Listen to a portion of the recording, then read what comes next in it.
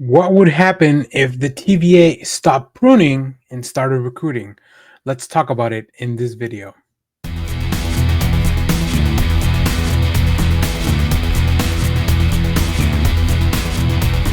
Hello everyone, Dan here from the Next Issue Podcast. On today's video, we'll be doing a review for the TVA for all time. This is a new trade paperback collection that is coming out this week.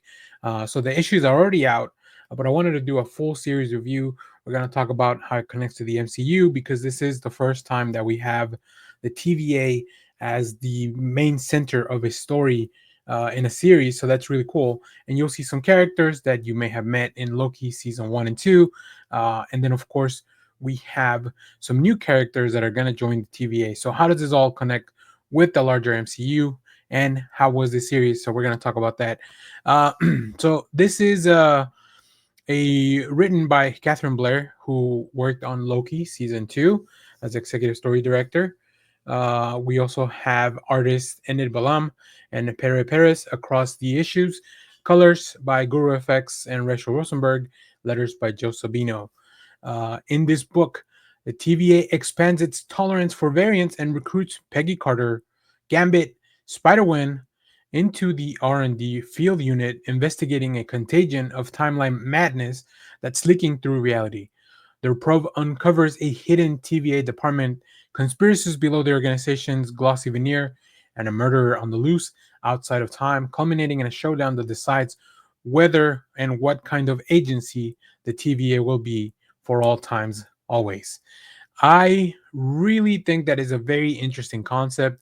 Bringing in a writer from the Loki season 2 into the comic books is really cool, because you get that same kind of feel that you had, the bureaucracy of the TVA, the banter that we have between these characters, and some of those voices kind of retain and kind of come over.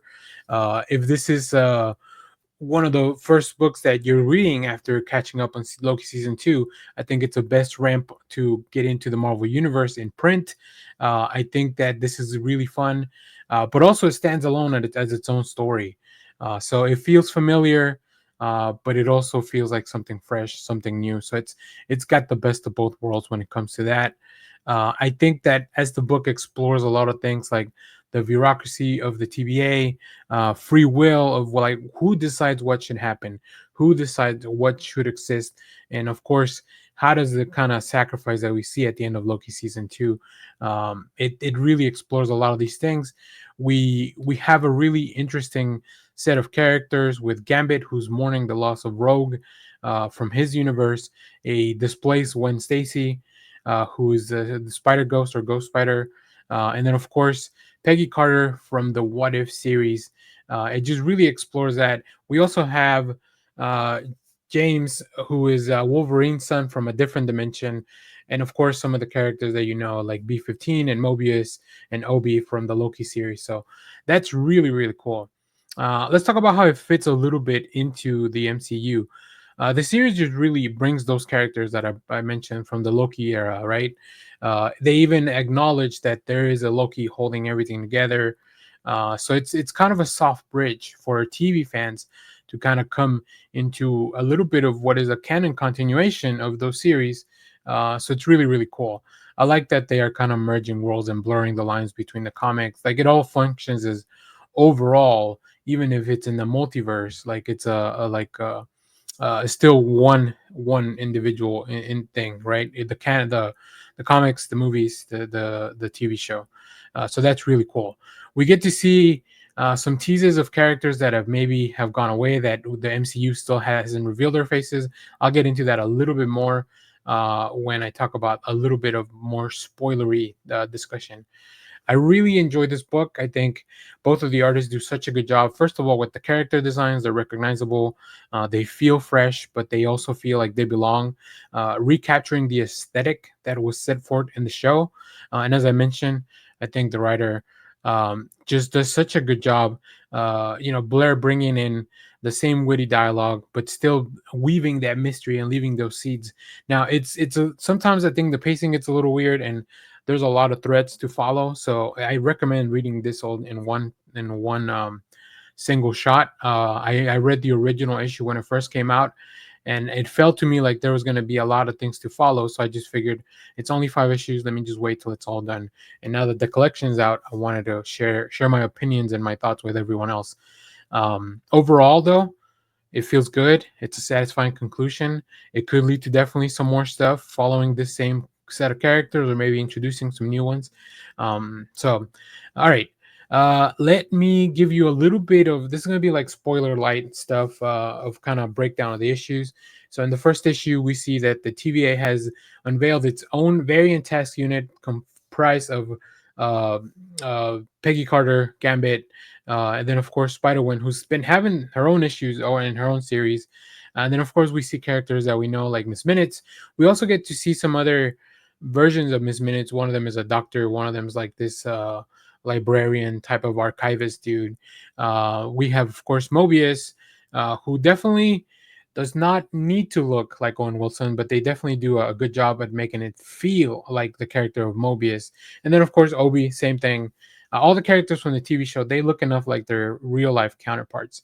And then of course they follow this madness that is kind of affecting different branches in different universe.